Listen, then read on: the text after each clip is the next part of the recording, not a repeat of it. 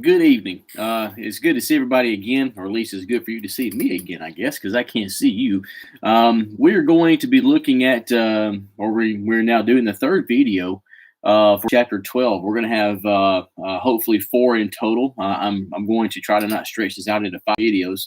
But tonight we're going to be talking about the Reconstruction. Now that the Civil War is over, now comes the debate of how are we going to rebuild the country. Lincoln's plan from the very beginning of when he was inaugurated was that he wanted to reunify the country. Well, now that the war is over with, time to do that. The issue comes into play in how do you do that? You've just seen the fiercest war that the United States had ever seen before. You have brother against brother, North versus South, countrymen against countrymen. The question at this point is, how do you go back to normal? How do you rebuild the towns and cities that were destroyed? How do you rebuild the relationships in between countrymen? How do you go about doing all this? Do you just forgive the Southerners that fought against you? Do you have harsh penalties? That's what we're going to be talking about tonight because there were a lot of differences up in Washington, D.C. as to how this could be handled. And so what we're going to do right quick is that we're going to look at the difference between Abraham Lincoln's plan for Reconstruction and Andrew Johnson's plan for Reconstruction, because keep in mind that Lincoln dies just 5 days after the surrender. So Lincoln already has a plan set, but when he dies, now it's up to Andrew Johnson. Johnson has his own plan. And then the entire time, Congress has their own plan as well. Basically have three different plans here as to how to handle Reconstruction. So we're going to take a few minutes just to look at the three different viewpoints here as to how Reconstruction should have been handled. Now, Lincoln favored a more lenient plan for Reconstruction. Okay, Lincoln believed that individuals, not states, seceded. And so really his intention here is to punish individuals, such as high-ranking Confederate leaders and those that were guilty of crimes against war, especially in POW camps. So it wasn't the regular Southerner that Lincoln wanted to punish. It was high-ranking officials. It was the guys that were responsible for this whole thing. Everybody else, every other regular soldier and Southerner, he wanted to completely pardon. Keep in mind that the Constitution gives the president that power to pardon individuals. So that's what Lincoln wanted to do. Lincoln did not want to stretch this thing out any further. He didn't want to punish a lot of people. He wanted to get back to normal as soon as possible. And again, I've said this several times over the last few weeks, but I get critical of Lincoln at times, and that's really my point of view. It's just my opinion. I think that Lincoln gets too much credit in some areas and maybe not enough credit in others. And I think this is one area to where Lincoln definitely deserves a lot of credit here. And that the war is over. He doesn't want to gloat. He doesn't want to have a lot of huge punishments. He just wants to get back to normal. And he wants to do that as easy and as smoothly as possible. And so what he does here is that he has what's called a 10% plan. That is Lincoln's official plan for Reconstruction. And under the 10% plan, in that if a state has 10% of their population that pretty much takes an oath to the Union, then that state can reform their state government. So, for example, let's say that Tennessee, 10% of their voters, and this is going back to the 1860 elections, not 1865, but those people that voted, or rather those men that voted in the 1860 elections, if 10% of those men in Tennessee takes an oath to the United States, basically the oath is that I will never rise up against the United States again. I'll be loyal to the U.S. I will follow the Constitution, yada, yada, yada. If 10% of a state's population did that, then that state is allowed to rejoin the Union. And at that point, you begin a process of really trying to heal the nation, and so it was a very easy path here, a very easy path. Let's say that a state had, let's say 500,000 people, or let's say 250,000 male voters in the 1860 elections. You're talking about 25,000 of those take that oath, and automatically the state can automatically begin a state government again. And so Arkansas, Tennessee, Virginia, and I got Arkansas up there twice. Louisiana should be the fourth one here. those four states are going to automatically begin the process. Now, again, this is very, very soon. You're talking about 5 days after the Civil War ends that these four states say, yeah, that sounds good. This is a really good deal here for the southern states in that the war is over. There's no way around that. You might as well just suck it up, admit it, and then move on. And so Arkansas, Tennessee, Virginia, and Louisiana, in the very few days in between the surrender of Robert E. Lee and Lincoln's assassination, already began the steps of trying to be readmitted into the Union. So Lincoln's plan, a very, very lenient plan. He wanted to be a smooth transition. But once again, 5 days after the surrender, Abraham Lincoln is assassinated, and Vice President Andrew Johnson is now the president. So now it's up to Johnson to come up to, or John has his own plan, in how to deal with Reconstruction, and it was very similar to Lincoln's plan in that it was also very lenient. Johnson also had the idea that it was more individuals rather than states that rebelled. And so the same thing here. He wanted to punish high-ranking Confederate generals and leaders, and then the regular citizens. He wanted to take steps to where, just like Lincoln, to rebuild the country. And so, in order to basically rejoin the Union for individuals and the states to get your voting rights back, then you had to go through a series of steps. First of all, withdraw your secession. A state had to withdraw their secession, which means withdraw their intent to be an independent nation. They had to swear an allegiance to the Union, basically saying that we are part of the United States and will be loyal to the United States from here on out. Annul Confederate war debts, which means that they are responsible for paying that war debt of the Confederacy, and then had to ratify the 13th Amendment. So Lincoln's plan is that if 10% of those voters in the state took that oath, then the state is automatically readmitted into the Union and can reform a state government. Now, Johnson's plan is a little more strenuous in that each state had to go through this four-tier step here, had to ratify the 13th Amendment, which, if you remember correctly, is the freeing of slaves. So they had to approve the fact that the 13th Amendment was going to be put into place. If each state did that, then the state would be readmitted into the Union and would get their state government back.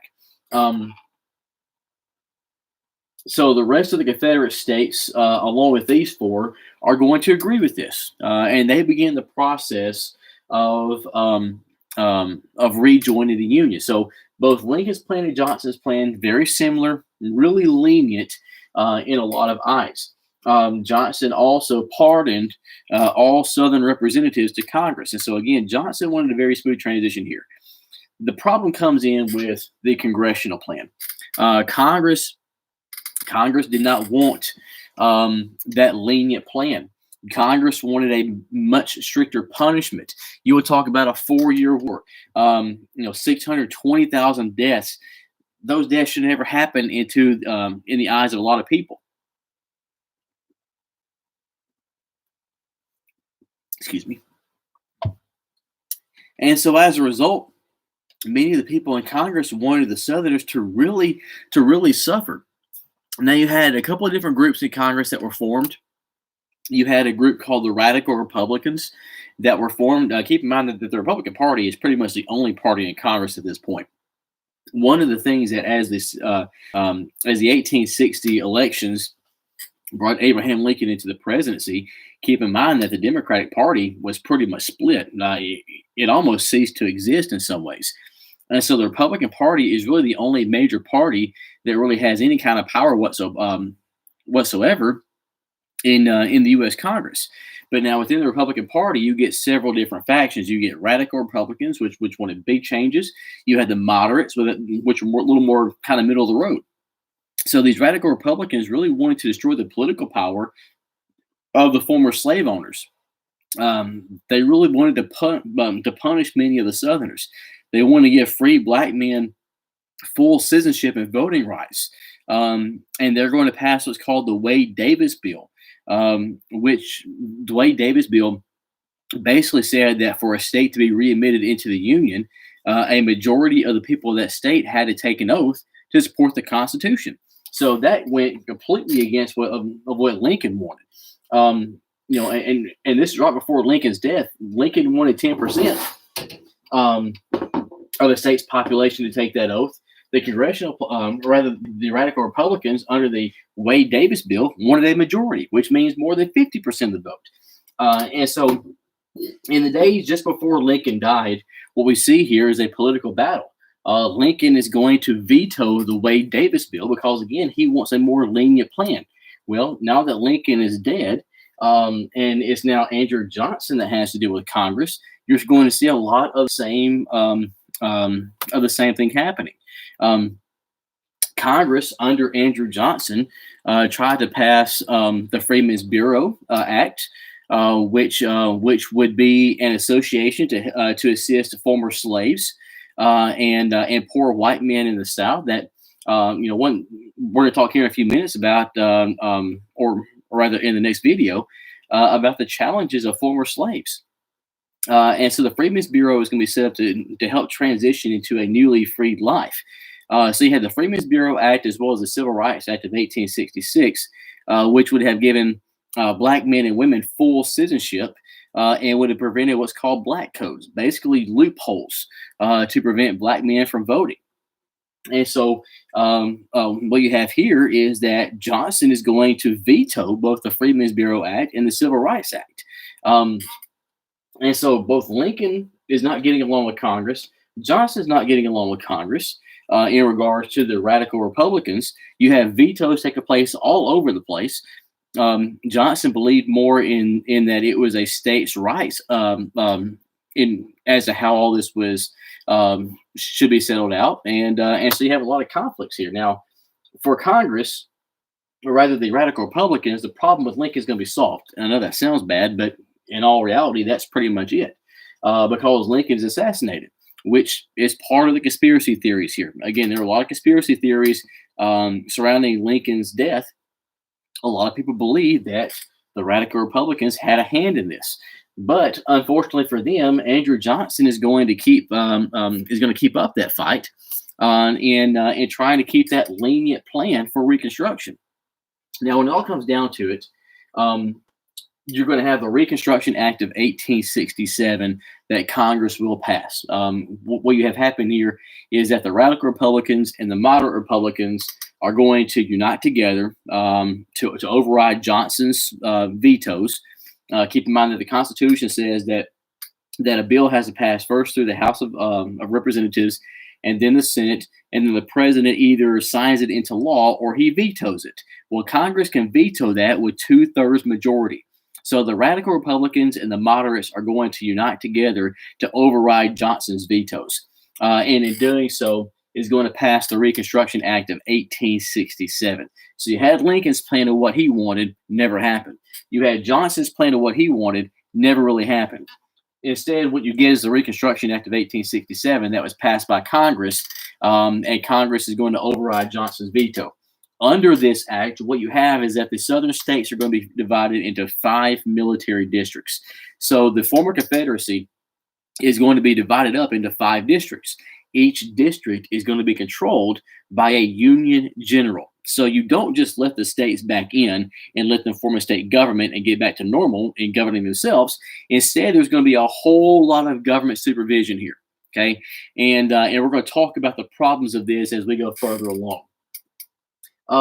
States also had to ratify the 14th Amendment if they wanted to be readmitted into the Union. The 14th Amendment stated that anybody born in the United States was automatically a U.S. citizen. And the 15th Amendment even further to say that you could not keep anybody from voting based off of the color of their skin. So part of that is going beyond of just ratifying the 13th Amendment, but also had to ratify the 14th Amendment. So we have 3 different plans here. What's going to happen is the congressional plan is the one that wins out because that's where the most political power is.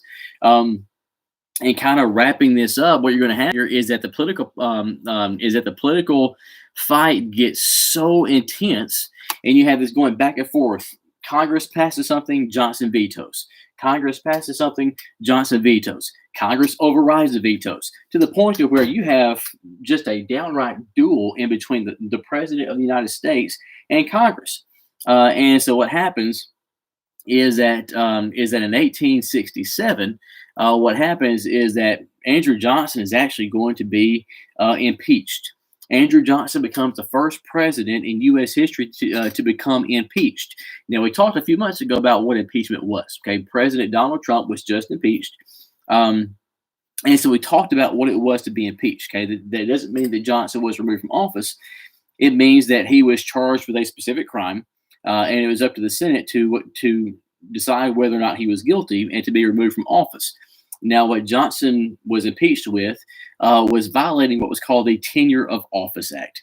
What this came down to was that the Tenure of Office Act said that a president cannot remove a member of his cabinet without congressional approval. Well, Johnson didn't think that that was constitutionally right, and he was correct.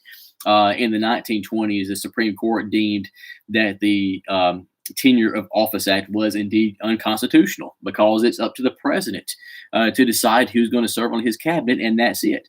So Johnson is going to ignore the Office of Tenure Act and is going to fire Secretary of War Edwin Stanton. Edwin Stanton had run-ins with both Lincoln and Johnson, and Johnson believed that Stanton was part of the problem, so he fires him. Well, Congress says that you violated this act, this legislation, and so Andrew Johnson becomes the first president to be impeached.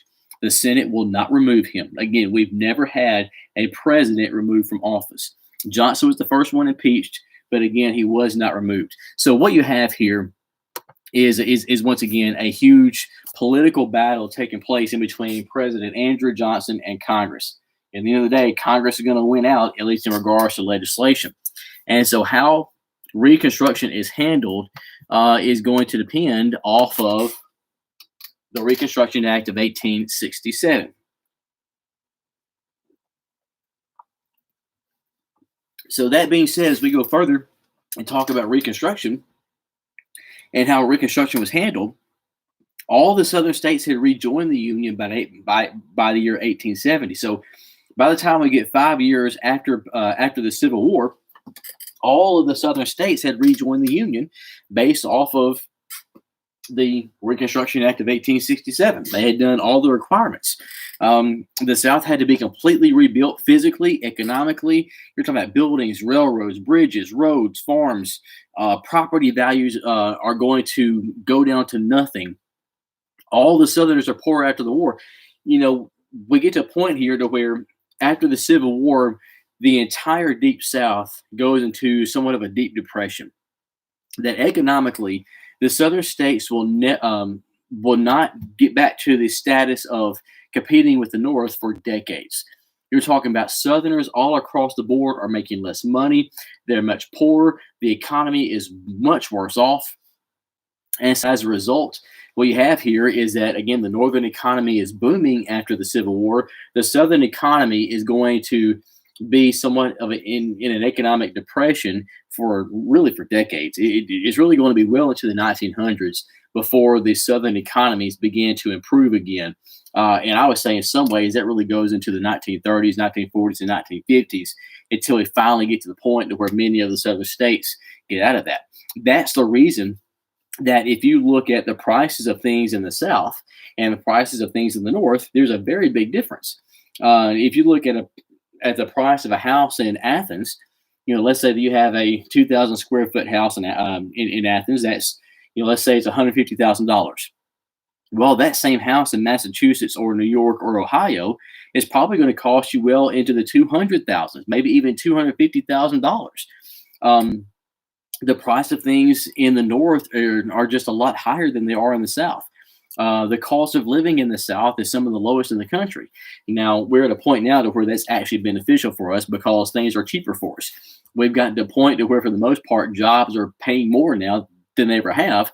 And yet the prices here are still much lower than in other parts of the country. So we finally got to a point now to where that actually benefits us. But for, I would say, at least a good 50 years after the Civil War, the economy of the South was just in really, really bad shape. So Reconstruction was supposed to be designed to rebuild the South physically and economically, and that just didn't happen. this thing was not handled like it was supposed to be. There was a lot of politics being played here. There was a lot of power that was taken advantage of here. Um, Now you did have some things that did have the government did rebuild a lot of roads, bridges, and railroads. You had some orphanages that were built for disabled veterans to help take care of them. You had the first public school systems in the South. Um, so you did have some things that were done to try to rebuild the South, but overall, things just were not handled like they should have been. Um, Taxes are going to greatly increase in the South to try to pay for Reconstruction efforts because, after all, you're talking about the government paying for all this stuff. How is the government going to pay for stuff? Keep in mind, guys, nothing is free. Okay, and in the modern political landscape, you were talking about free education and free healthcare and free this. And nothing is free. Somebody's paying for it, and that's not my opinion. That's just pure basic economics. Somebody's got to pay for it. And so the same thing here. If you're going to pump all this money into rebuilding the South, where is that money going to come from? Well, it's going to come from more taxes off of people who are already dirt poor. And so how Reconstruction is handled here by Congress is really not going to go the way, certainly not the way that Lincoln wanted it to, and definitely not the way that Johnson wanted it to either. By the way, in the presidential election of 1868, Johnson runs for re-election and he will lose. And he'll be beat out by none other than Ulysses Grant, the Civil War hero. Grant, who was victorious at the takeovers of Fort Henry Donelson, the Battle of Shiloh. Later on, goes head to head against Robert E. Lee. Grant, by far the best Union general of the war. And as American history has shown us, any kind of war hero has a big future in politics. So in 1868, Andrew Johnson's popularity is really going further and further and further downhill. Let me just take this down. You have more and more conflicts in between Johnson and Congress. And anytime you're impeached, is going to play a really big role in whether or not you get reelected. We'll find out in November whether or not President Trump's impeachment is going to play a big part in whether he gets reelected or whether he gets voted out. But Johnson is really not very popular, and he's going up against a war hero in Ulysses Grant. So as a result, U.S. Grant is going to win the presidential election of 1868, and he will be the president of the United States throughout most of Reconstruction. So a lot of politics being played here. Let me get into a couple of basics here before I begin to wrap up. A lot of things being taken advantage of. You have a couple of different groups of Northerners. A couple of different groups of people here that fall into the trap of politics. You have a group called the Scalawags. Scalawags were white Southerners who joined the Republican Party. Keep in mind, the Republican Party during this time period, first of all, was the party of abolitionism in 1860. They were the party that was basically the party of the North. So many white Southerners are going to join the Republican Party after the Civil War, and they do this for different reasons. Some hope to gain office with the voting of now many former slaves. Keep in mind now that black men now have the right to vote. And so many Southern politicians are going to join the Republican Party because they believe that they can get more votes now.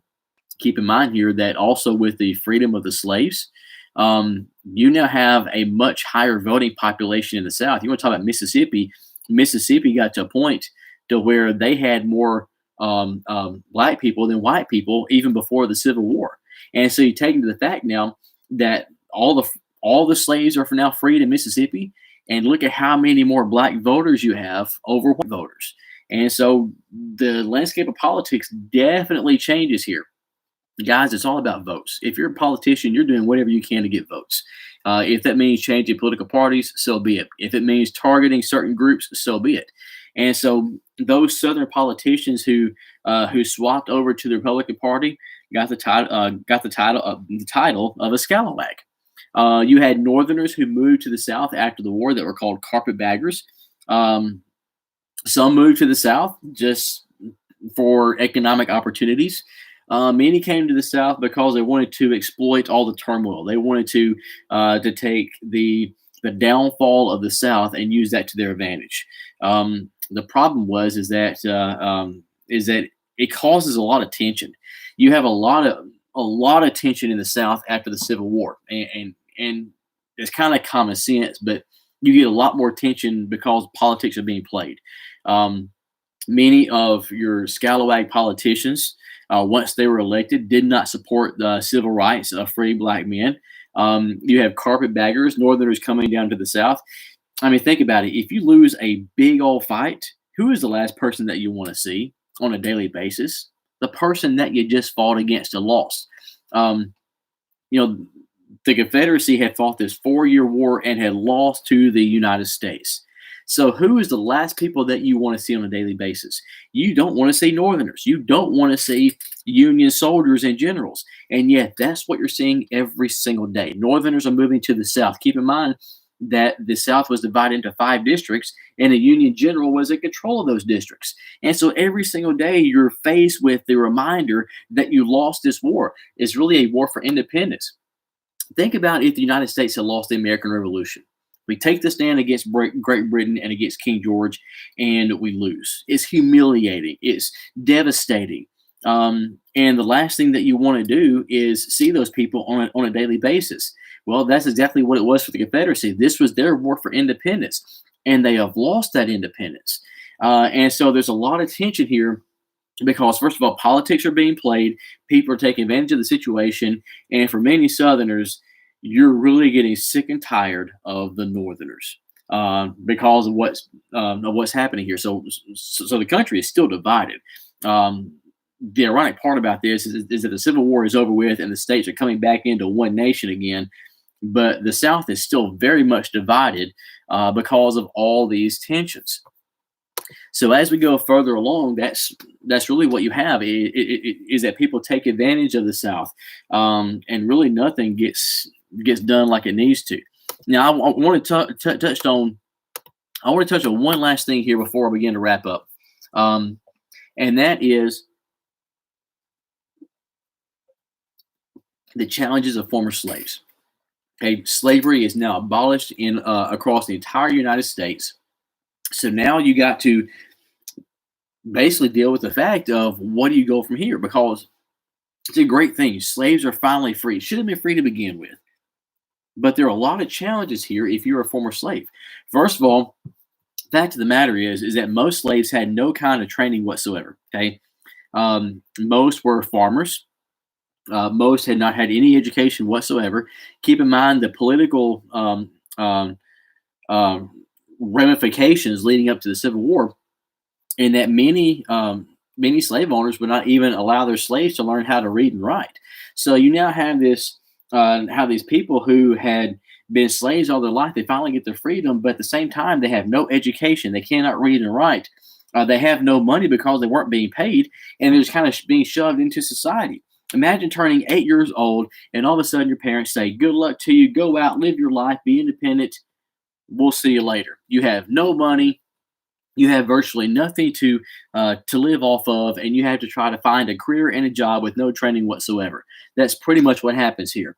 And so, as a result, there are a lot of challenges of former slaves. This really brings about a new struggle for newly freed black men and women, and trying to figure out how to rebuild. You finally got your freedom. That's great, but how do you begin a new life? What do you do? Many are going to move to bigger cities to try to find jobs in factories. Many are going to take the chance to travel. Many are going to look to reunite their family. Keep in mind here that many slaves, the families have been completely wrecked. Many slave owners had forbidden their slaves to marry or have children. So if the case happened to where you had slaves on the same plantation, they got married or had children, a lot of times they were split up to be punished. So you had people who were trying to find their families. Most of them never did. Um, and so there are a lot of challenges here. You do have churches that are going to be started. to try to help these people out. Volunteer groups. Again, the Freedmen's Bureau is going to be established. Keep in mind, it was vetoed by Johnson, but the veto was overridden by Congress. So the Freedmen's Bureau is going to help to reunite families. Is going to help these newly freed black men and women to help them to learn how to read and write, to transition into society. That's exactly what the Freedmen's Bureau was designed to do, was to help transition into this newly freed life. They became you have black men who, for the first time in American history, becomes involved in politics. They become involved in government. They serve as state and local officers and congressmen. You have black men for the first time in the South that are serving in Congress. Hiram Revels becomes the first black senator, ironically, from Mississippi, of all places. And so we get to a point here to where finally slavery is finally over. It should have been over a long time ago. There are a lot of challenges here, but we do see some right steps. One big wrong step is something called segregation. And this is going to be something that plagues the country for the next 100 years, because segregation is going to basically separate whites and blacks in society. And not necessarily everywhere in society, but in a lot of places, you have segregation, where you have white communities and you have black communities. You have white churches, you have black churches. You have white theaters, you have black theaters. And that's the way it was, not only in the South, guys, across a lot of parts of the country, even in the North. I want you guys to understand here that, yes, there are a lot of things that we did here in the South that should never have been done. People who suffered for many, many years. Even as we go into the civil rights movement of George Wallace and Bull Connor, yeah, those guys were jerks. Okay, that crap never should have happened. Okay, but it wasn't just the South. You had states in the North that were just as racist, and that were just as bad. And so segregation is going to plague the country, ironically, for the next 100 years, until we get into the civil rights movement. And so a lot of challenges for new free black men, and the solution here for a lot of them is that the only skill that I have is farming. I don't have any money to buy land, and so what do? So you have two different options here. One is called sharecropping. Sharecropping was something that was very popular. And this is where you have a landowner who has land, because if you're a plantation owner and all of your slaves are now freed and gone, well, you have a lot of land, but nobody to work the land. So landowners now have problems as well in trying to transition into this new way of life. So plantation owners had land, former slaves need land to work on. And so basically, landowner is going to give land to families. He's going to give them tools. He's going to give them seed. And as a result, the sharecropper is going to work the land. So you have a white plantation owner who needs somebody to work his plantation. You have a newly free black man who needs a place to live, a place to work, a place to get money and food. And so the plantation owner hires out the black man to work the land, except now he's going to get paid. He has everything that he needs as far as supplies and tools, and part of what he grows, he gets to keep. Now, most of what he grows is still going to go to the landowner. Okay, this is not a fair system by any means, because most of the work that free man is going to do is going to go back to the plantation owner. But this was the most logical explanation for most of your new freedmen, because again, they had usually no money whatsoever.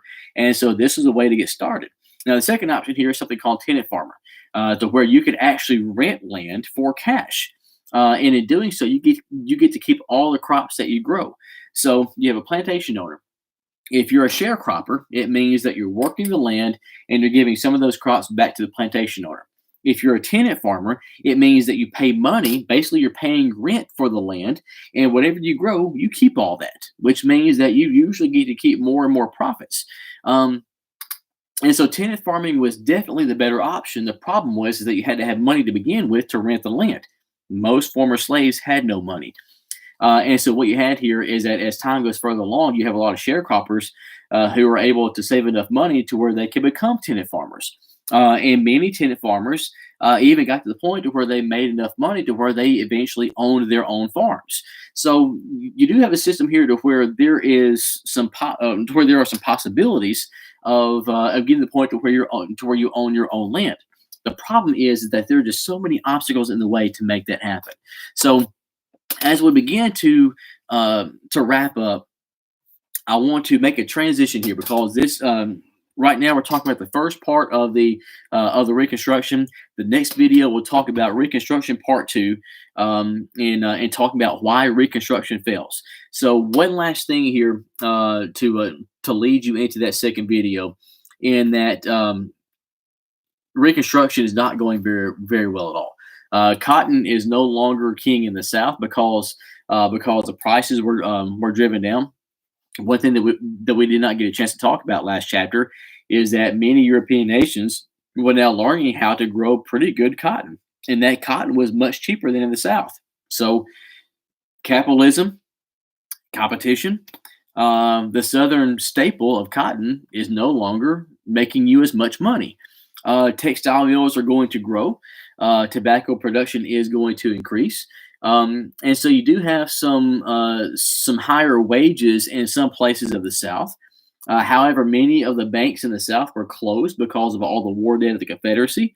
So as a result, the Southern economy overall is going to continue to go further and further and further downhill. So I'm going to leave you with that thought right here. In that as Reconstruction is really in full bloom here, it's really not going the way that it should have been going. The Southern economy is suffering. Southerners are frustrated. You have a lot of high tensions. And so the next video we'll talk about how Reconstruction ends, and go from there.